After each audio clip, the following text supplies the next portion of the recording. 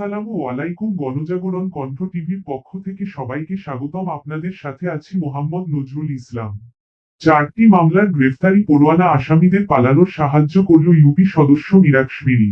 বোচাগঞ্জ উপজেলার গুচ্ছগ্রাম আবাসন প্রকল্প নিয়ে অনিয়ম, দুর্নীতি এবং পলাতক আসামিদের সহযোগিতার অভিযোগে মহিলা ইউপি সদস্য মীরাকশ্মীরি স্বামী মোহাম্মদ আলিম ও তার সহযোগী আহমালেক সহ 3 জনের বিরুদ্ধে 4টি মামলায় গ্রেফতারি পরোয়ানা জারি হয়েছে।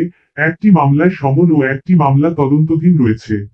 মামলা নম্বর 1, বোচাগঞ্জ থানার মামলা নং 4-23, দিনাজপুর কোর্ট বিচার ফাইল নং 129-23। আসামি 3 জন নাম: 1 মোহাম্মদ লাইছুর রহমান, 2 মোছা লিপি আক্তার, 3 মোছা হাসা আক্তার। মামলা নম্বর 2, দিনাজপুর কোর্ট সিআর নং 254-24, গ্রেফতারি পরোয়ানা। আসামি 2 জন নাম: 1 মোছা হাসা আক্তার, 2 লাইছুর রহমান। মামলা নম্বর 3, দিনাজপুর কোর্ট সিআর নং 901-24, গ্রেফতারি পরোয়ানা। আসামি 5 জন নাম: 1 লাইছুর রহমান, 2 মালেক ওরফে চৌধুরী, 3 মীরা কাশ্মীরি, 4 আশা আক্তার, 5 লিপি আক্তার। বর্তমানে 2 এবং 3 জামিনে আছে। মামলা নম্বর 4, দিনাজপুর কোর্ট সিআর নং 243-24, সমন জারি। আসামি 3 জন নাম: 1 লাইছুর রহমান, 2 লিপি আক্তার, 3 আশা আক্তার।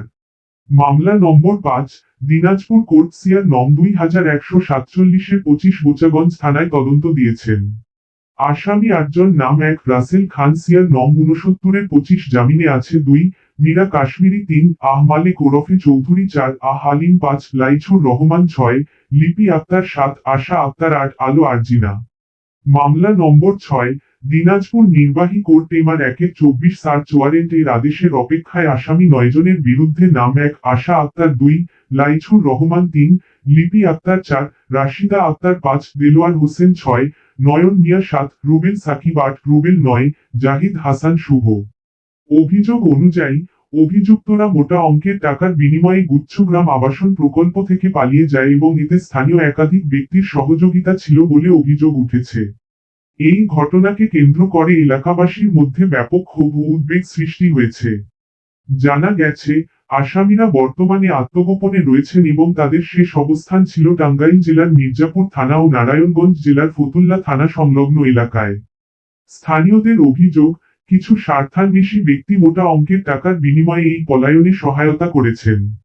এই বিষয়ে বোচাগঞ্জ থানায় 2টি লিখিত অভিযোগ দায়ের করা হয়েছে এবং দিনাজপুর কোর্টে দায়ের করা হয়েছে 6টি পৃথক মামলা। সচেতন মহল মনে করছেন, পলাতক আসামিদের খুঁজে বের করা ও আইনের আওতায় আনা পুলিশের প্রথম দায়িত্ব।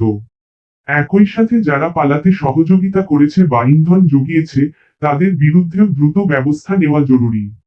সেতাবগঞ্জ পৌরসভা ও বোচাগঞ্জ উপজেলার সাধারণ জনগণ দোষীদের দৃষ্টান্তমূলক শাস্তির দাবি জানিয়েছেন।